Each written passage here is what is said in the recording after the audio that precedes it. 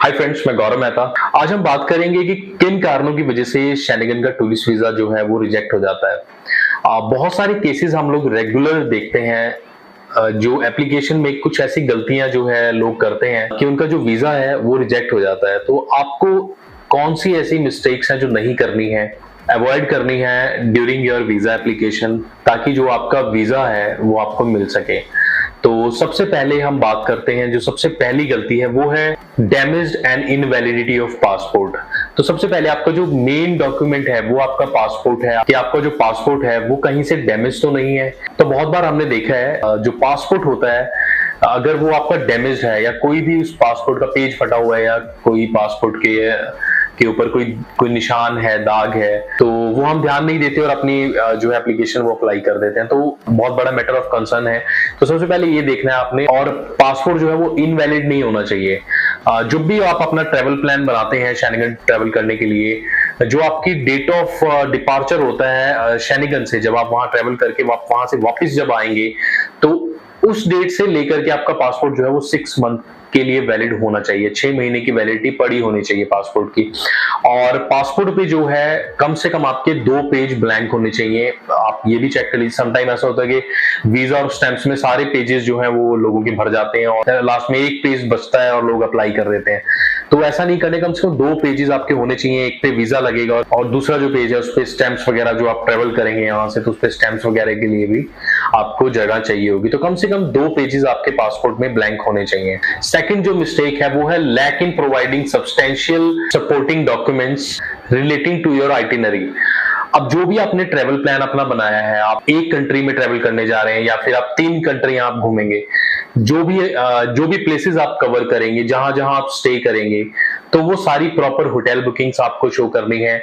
जो भी आपके इंटरनल ट्रांसफर्स हैं, आप मान लीजिए आप स्विट्जरलैंड से आप बेल्जियम जाएंगे फॉर एग्जांपल, तो वहां की जो बीच की भी जो टिकट है वो भी आपको शो करनी है। स्विट्जरलैंड के होटल की बुकिंग्स फिर आगे बेल्जियम की, फिर उसके ये प्रॉपर्ली आपको जो बुकिंग्स करा के लगानी है, और इंडिया से जाने की और वापसी की जो टिकट की बुकिंग है वो आपको लगानी है। तो जो भी आपने अपनी ट्रैवल आइटिनरी बताई है उसके अकॉर्डिंग आपकी जो है बुकिंग्स होनी चाहिए और उसके अकॉर्डिंग आपके पास सपोर्टिंग जो डॉक्यूमेंट्स हैं वो होने चाहिए।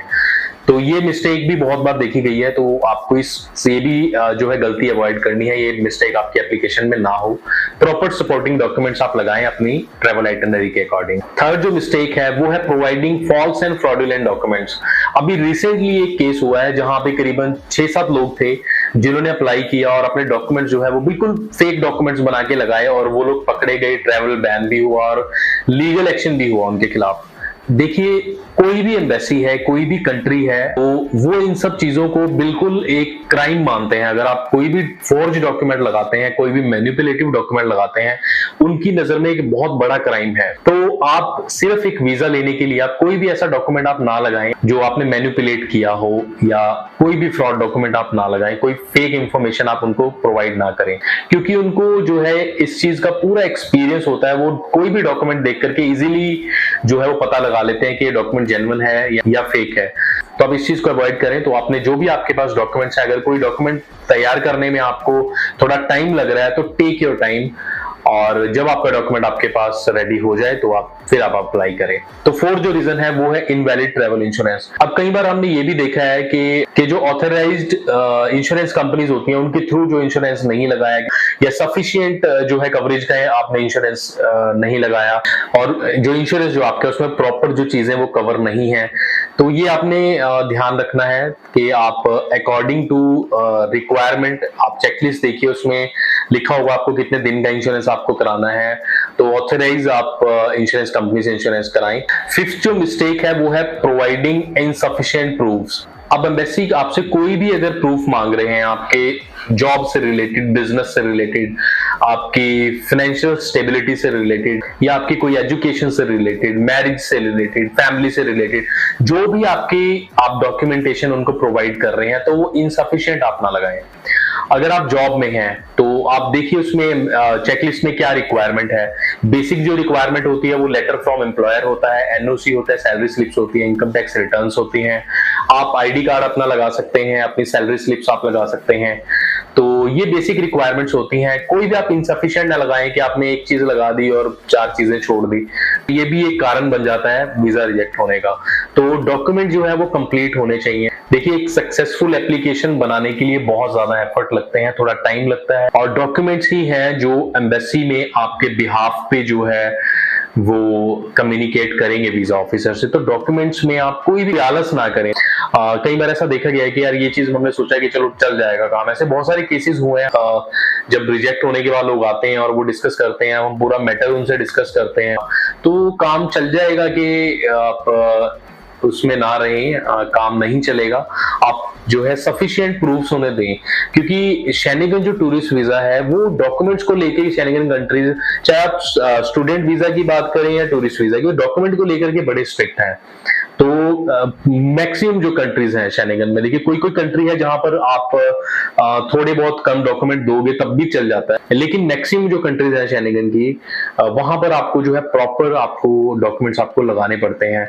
बिजनेस है तो बिजनेस के पूरे प्रूफ्स लगाएं। बैंक से अगर आपके फाइनेंशियल जो डॉक्यूमेंट्स मांगे हैं, प्रॉपर अपनी बैंक स्टेटमेंट जितने, हाँ एक चीज और मैंने देखी है, बैंक स्टेटमेंट लोग क्या करते हैं, ऑनलाइन निकाल के प्रिंट लेके नेट बैंकिंग से वो लगा देते हैं, या फिर बैंक बैलेंस सर्टिफिकेट नहीं लगाते हैं, इंडिविजुअल बैंक बैलेंस सर्टिफिकेट लगाते हैं। तो आपको जो मेन ध्यान रखना है, आपको जो बैंक स्टेटमेंट है प्रॉपर, जितने भी आपके अकाउंट है, आपका सैलरी अकाउंट है या सेविंग अकाउंट है, करंट अकाउंट है, कोई भी आपके जो अकाउंट है उनकी आपने प्रॉपर बैंक स्टेटमेंट बैंक से निकलवानी है। इंडिविजुअल पेज के ऊपर आपको स्टैंप लगवानी है बैंक से, बैंक मैनेजर की स्टैंप लगवानी है बैंक बैलेंस सर्टिफिकेट के ऊपर, उससे सिग्नेचर आपने करवाने हैं। आप जाइए, थोड़ा टाइम लगेगा आपको बैंक में, हो सकता है आपको आधा घंटा लगे, 1 घंटा लगे, बट जब आप वीजा अप्लाई करने जा रहे हैं तो आप इस चीज में आलस ना कीजिए कि मुझे बैंक जाना पड़ेगा या मुझे बैलेंस सर्टिफिकेट के बिना मैं काम चला लूं। नहीं, आपको जो है प्रॉपर डॉक्यूमेंटेशन, फाइनेंशियल जो आपके डॉक्यूमेंट है वो आपको प्रॉपरली उनसे लेने हैं। एफडीज हैं, आपकी एफडीज की कॉपीज होगी, फिर उनको आपने जो है एनओसी लेटर आपने बैंक से लेना है कि कोई लोन वगैरह नहीं है एफडी के अगेंस्ट, आप बैलेंस सर्टिफिकेट आपने लेना है एफडी का। तो ये प्रॉपर जो डॉक्यूमेंट्स हैं आपको इकट्ठा करने हैं और अपनी एप्लीकेशन में लगाने हैं। तो कोई भी डॉक्यूमेंट जो भी चेकलिस्ट में दिया गया है, तो आपने कोई भी इनसफिशिएंट आपने प्रूफ नहीं लगाना है। कोई भी आप डॉक्यूमेंट लगा रहे हैं तो वो कंप्लीट करके लगाइए। अब ऐसे बहुत सारे मैटर हैं, बहुत सारे ऐसे डॉक्यूमेंट होते हैं जहां पे लोग ये गलती कर जाते हैं, तो आपने ये गलती नहीं करनी है। तो ये थे 5 ऐसे कॉमन रीजन, 90% जो है एप्लीकेशंस इसी वजह से रिजेक्ट होती हैं। तो आपको ये गलतियां अपनी एप्लीकेशन में नहीं करनी है। सो आई होप आपको जो है इंफॉर्मेशन आपके लिए यूजफुल रहेगी ये। और अगर आपकी कोई भी इंक्वायरी है शेनिगन टूरिस्ट वीजा है, किसी भी कंट्री के टूरिस्ट वीजा से रिगार्डिंग, तो आप हमें दिए गए नंबरों पे कॉल कर सकते हैं। हम पूरी आपको हेल्प करेंगे, पूरी सपोर्ट करेंगे आपको आपका वीजा दिलवाने के लिए। So thank you so much, all the very best.